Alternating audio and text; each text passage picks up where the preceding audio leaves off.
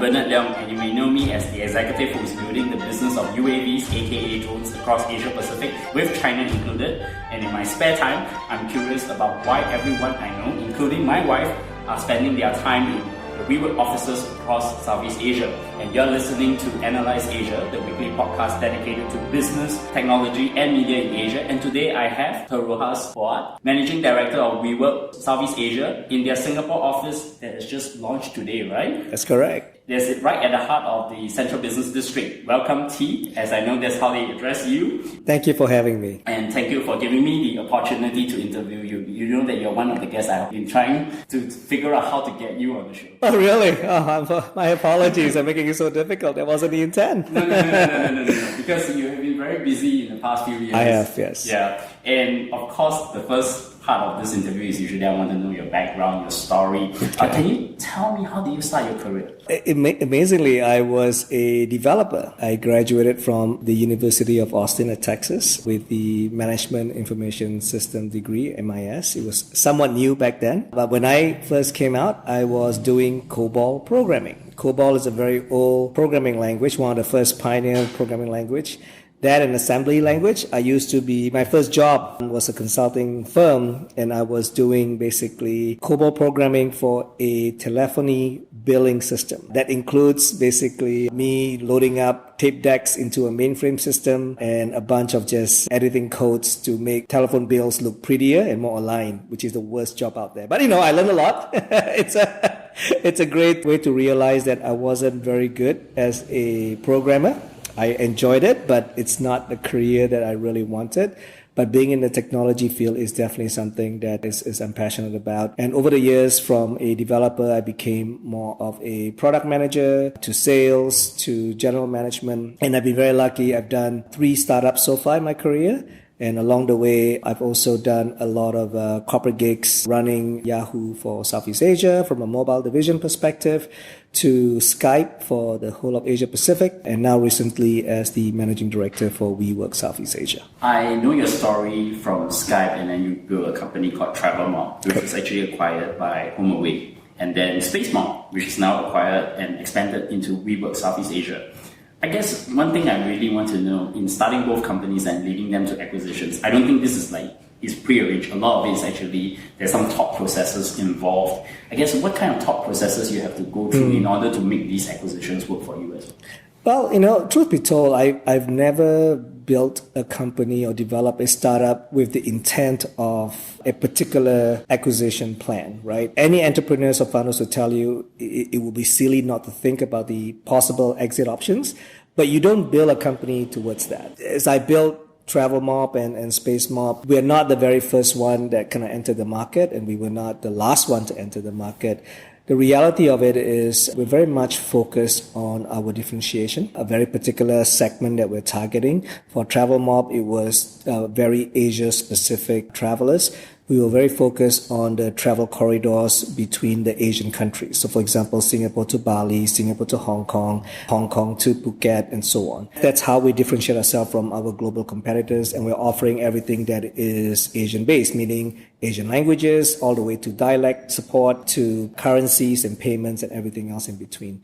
And Spacemob was very much focused towards a community. There were a lot of different co-working or collaborative space operators across Southeast Asia, but a lot of them are very much focused on real estate. While Spacemob was focused on building a community, we built our own technology to support this effort.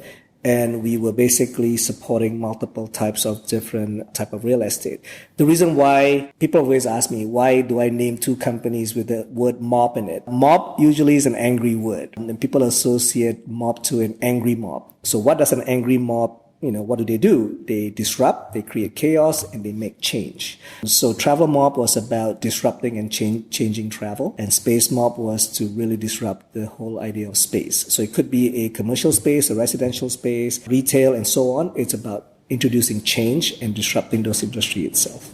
Interesting. After going through the corporate route and also the entrepreneur route, and now back to the corporate route, in your career journey, what are the interesting career lessons learned? If I can summarize it, there are probably 3 things, right, that kind of connects all these different things, career path that I've taken and at least just different opportunities that I've embarked on.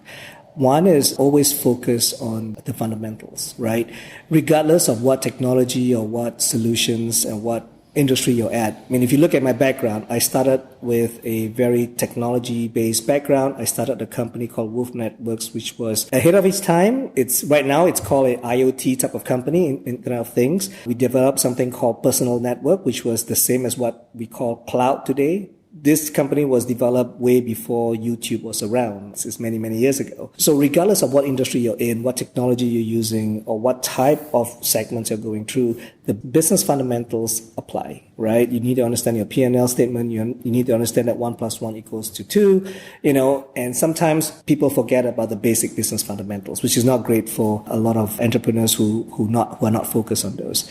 Secondly, I think it's important that you don't focus too much on the competitors, things that I learned. It's okay, it's very important to know who they are, who you're competing with. But just like what Jeff Bezos says of, the founder and CEO of Amazon, that's his quote actually, don't focus too much on the competitors, which is true. I totally believe in that. As such, if you look at the companies and, the things that I've done so far, we're not always the first. And again, we're not always the last as well. We're always going into a product or a service that have a market that allows us to be better, tweak and learn, and allows us to offer something a lot more unique and a lot more different compared to what existing players are.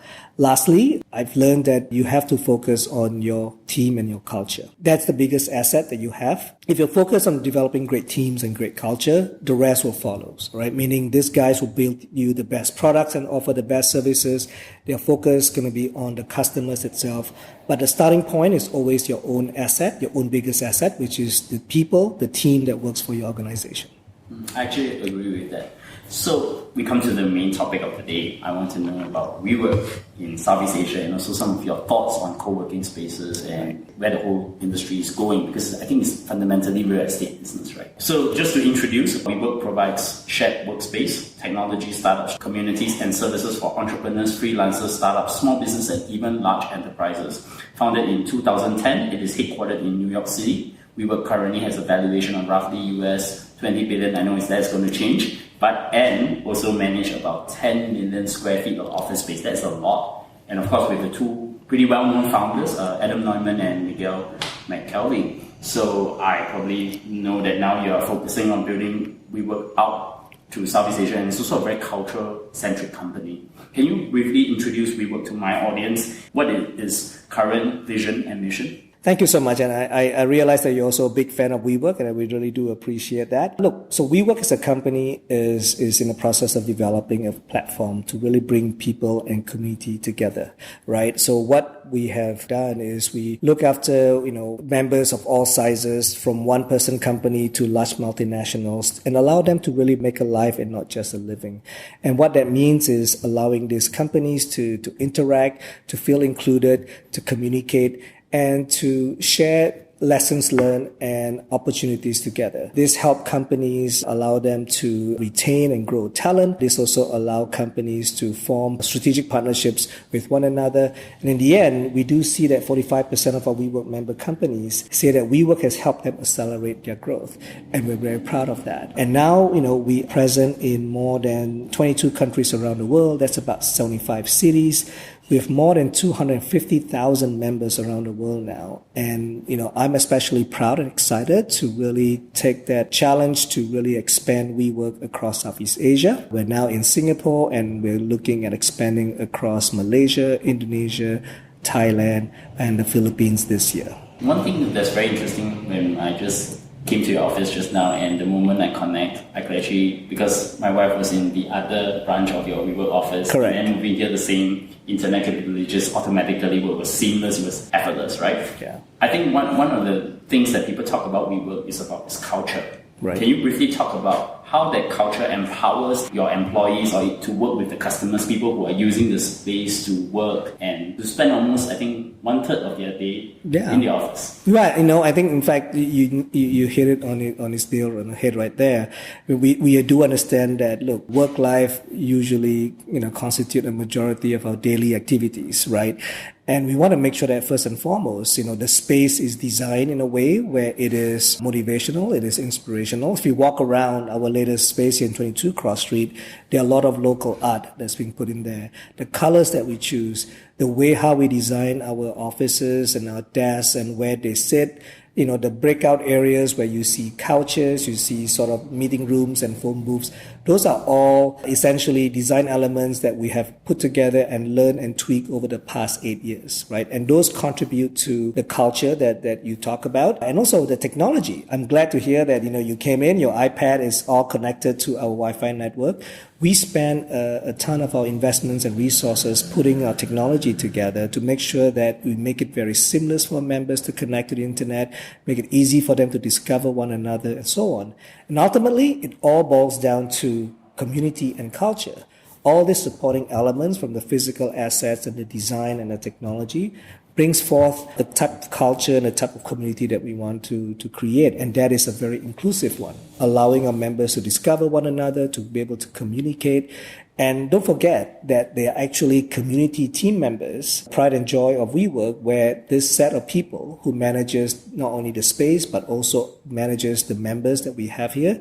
These are the guys and the gents and ladies who basically work directly with our members, asking them exactly, what they need help with, how can we be of assistance, and how we can ultimately add value to them. That kind of culture is spread all across the different 250,000 members across the globe, across 75 countries right now. And it is something that we are very proud of. It is something that we continue to tweak and we learn and we continue to adapt. As we have a global platform and a global playbook, as we expand into the region, we are also coming up with, local playbooks and local ways of executing and training our staff. And that ensures that we continue to scale across the globe as we expand. I think one of the interesting questions to follow up on the culture, I understand when I hear from your founders who speak in other podcasts was that the belief that you're going to be a 100-year company and also the way how they define success is actually as measured by personal fulfillment. Do you have anything to add to that? Absolutely. I mean, look, it is about, we use a lot of energy and the word energy and vibe in different parts of our speak when we talk to media, or we talk to even our own members and our own team staff. It's interesting, and it's something that you feel and you visually see as well as you walk into any WeWork locations around the world. The vibe is the same, right? The energy that you feel, people are it's full of buzz. People are walking around, working. It's never just a very simple, quiet place where people just sit around and not do anything. You see people communicating. You see people congregating into our breakout area, talking about businesses, talking about potential partnerships. We've done a survey once before where 70% of our members within one location essentially have formed some sort of partnerships with one another. And that's great. That's a huge majority of our members sitting together in one location and now communicating and talking. There was also a survey done recently, about a month and a half ago, where every time we launch a space with 1,000 members, we see a 2 times economic factor, multiple factor to that. Meaning what that means is every time we see 1,000 members in a space, we created net new 1,000 jobs for that location itself. That's great. Right, so the culture is working, the value that we're providing are working, and now we're even creating new jobs and pumping in, and helping out the economy of that neighborhood, that city, and that country that we operate in, which makes us very, very proud. So zooming in then, what are the current products or services that WeWork provide to the small and medium business, which are mainly the startups, and also to corporations as well? I understand corporations actually also lease WeWork spaces for their businesses as well. That's a great question. And look, we have a list of different product offerings that we have offered to our members of different sizes. So as you kind of walk into 22 Cross Street, we have basically hot desking, we have dedicated desk, and we have private offices for members to choose from. Of course, dedicated offices give people a little bit more privacy. And in fact, that's one of the more popular product offerings that we have across Southeast Asia. Now, we are also offering different type of products that give you global access, right? In fact, essentially, that's what it's called, global access. It allows companies like Microsoft, for example, which has used this product, allows their sales organization to travel around the different countries and different cities that we have, that WeWork is present at the moment, and they're able to just park themselves into a meeting room or into a phone booth or into the community area to meet clients and customers. And that's been offered to a lot of companies from this region as well. That allows them to, as we expand across the region, we want them to be able to travel around the region as well. Especially in countries like Jakarta. As you know, when traffic is horrible, it's great for these guys to park themselves into different WeWork locations as we open them up and allow them to meet their partners and their clients and potential talents as well. We have a new product that we've been talking about for the past few months now called Power by We. Essentially, we bring WeWork to our member organization. So, and this is quite popular with the large enterprises, MNCs, built headquarters, and we've built incubation centers and offices for divisions of these large MNCs. One in particular is in Hong Kong with Standard Chartered. We essentially bring WeWork to them. So they own the lease, right? We basically design, develop, build, and even operate that space on their behalf. So we've trained our community staff to program the space for them. We have our interior designers, our architects, our engineers design and build the space for them based on the specs that they want. So essentially we're bringing WeWork to our members. Instead of members coming to a WeWork location, we bring WeWork to them. And this is one of those products that we are very much focused on, and we're offering this to a list of MNCs across Southeast Asia and across Asia Pacific as well. One interesting point that you brought up just now is about technology. How does technology enable WeWork with their customers? Well, we use technology across the board, right? From the design and development phase, where we use laser technology to map out the entire space before we come in to start developing it. That allows us to do some virtual reality products that we can offer our sales organization to help sell later on. But it allows us to build faster, to customize products a lot better, and to be more precise, all the way down to technology that we offer to even members. So we have this WeWork app that allows a member to discover one another. I call it, sort of in a very candid way, where it is like our Facebook, LinkedIn, and Tinder combined, right? It allows companies to discover one another, to find one another. And it's great now because we see a ton of our Singapore members are now offering their services, looking for jobs, or even offering jobs to people and members across the global network of WeWork, right, around the globe. And all this technology that we've used, we have also collected a lot of data over the last few years of allowing us to better design our spaces. We have heat maps and sensors that we place all across our WeWork locations that tells us which part of our product is most popular, which part are not so popular, so that in the future locations that we build, we do less of the not so popular one and we do more of the popular one. And this is especially important, especially we go across region, because there will be some local requirements and local ways of doing things where we have to fine tune and tweak our data as we sort of expand regionally. And then how about community-wise? I think there is a members network app that you use. That's correct. To help your members to connect to each other. Right? That's correct. That's what we talked about just now. That allows them. That's that LinkedIn, Facebook, and Tinder sort of combined app that allows our members to discover one another.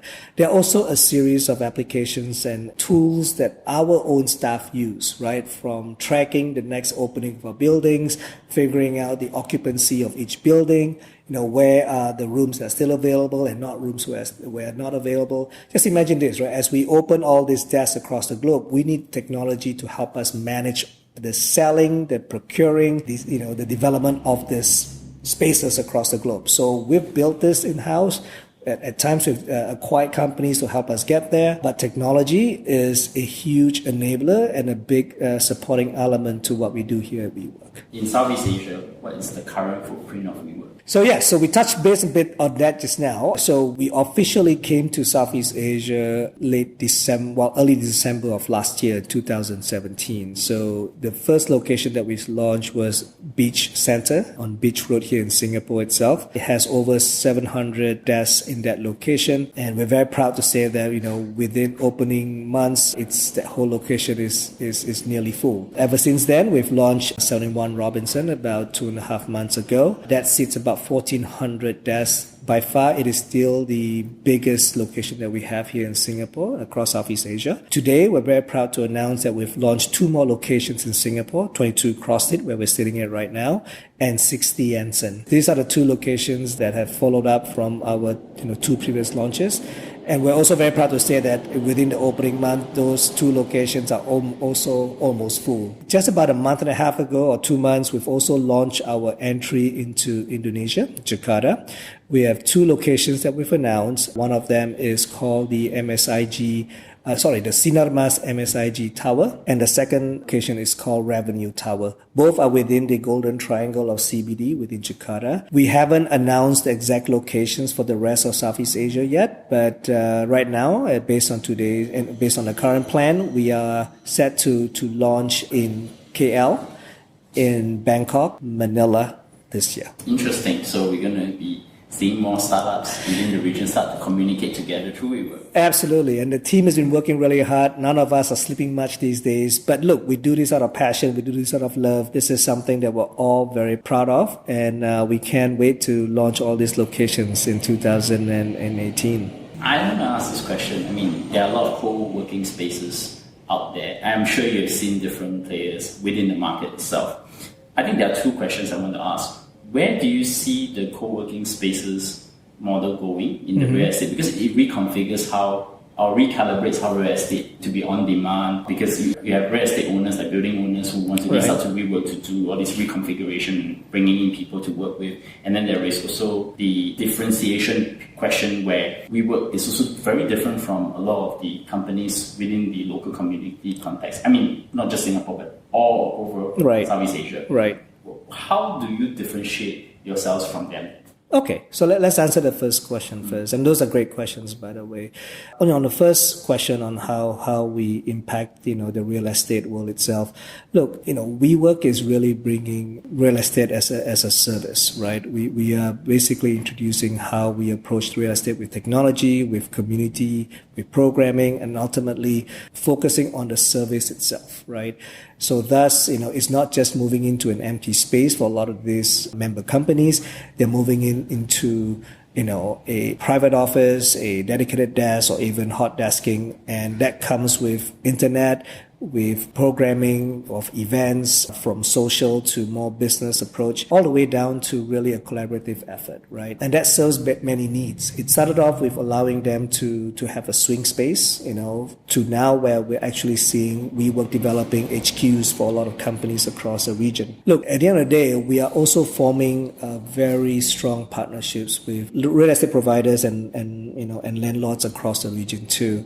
Let's take, for example, the location in Jakarta. The Sinarmas MSIG Tower is actually a partnership that we have with Sinarmas, where there is a revenue share component on that particular building, where if WeWork becomes successful, we are potentially going to make better yield compared to just rental yield alone for Sinarmas for that building. So there is a win-win situation for us to work closely with landlords and property owners across the region here. And we will continue to see that and develop that kind of partnerships across the region. It's not something new. It's something we've been doing across the globe.